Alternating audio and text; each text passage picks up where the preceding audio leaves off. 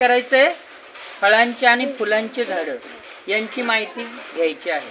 आता हे जे झाड आहे माझ्या समोर हे कशाचं झाड आहे रे? गुलाब. कशाचं झाड आहे? गुलाब. गुलाब फुल आहे का फळ आहे? फुल. त्याच्यानंतर त्याच्या खालोखाल हे छोटस एक झाड आलेलं आहे. हे झाड कशाचं असेल? पपई. पपई ही फळ आहे आणि हे फळ आपल्या शरीराला खूप उपयोगी असतं. पपईमुळे आपल्या डोळ्यांचं आरोग्य चांगलं राहतं, डोळे चांगले राहतात, आहे का नाही? पपईच्या नंतर आपल्याकडे पुढे एक झाड आहे. हे मोठं झाड आहे. दाखवा रे, हे मोठं झाड. याची केळी खाल्ली का नाही? हे कशाचं झाड आहे? कशाचं झाड आहे? केळीचं झाड आहे. कशाचं झाड आहे? केळीचं झाड आहे. याला केळी येते. केळी हे काय आहे? केळी काय आहे? फळ आहे. केळी काय आहे? केळी काय आहे? काय आहे केळी? फळ आहे. लक्षात घ्या सगळ्यांनी, इकडे लक्ष द्यायचं. तुम्ही छत्र्याच्या नादी लागला. केळी काय आहे? केळी काय आहे? फुल काय? गुलाब काय आहे? फुल. फळ फळ फुल. पपई. पपई काय आहे? फळ. चला पुढे. ओके.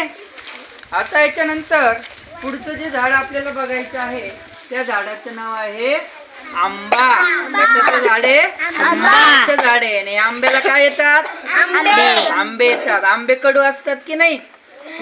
याची चव कशी असते? आंबट असतात. कैरी वगैरे असली तर आंबट.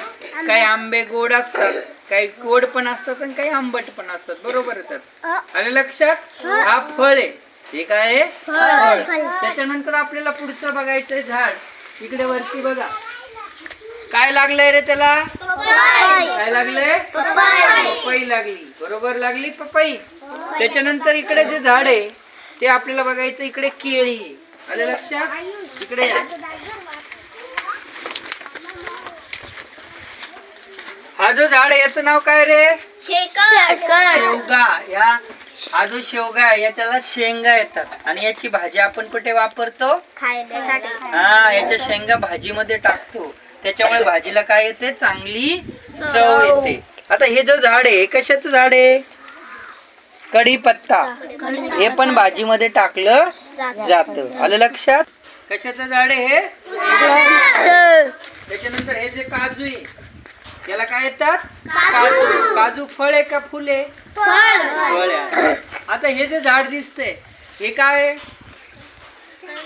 कडुलिंबाचे झाड आहे. कडुलिंब. कडुलिंबाचा उपयोग आपण औषधी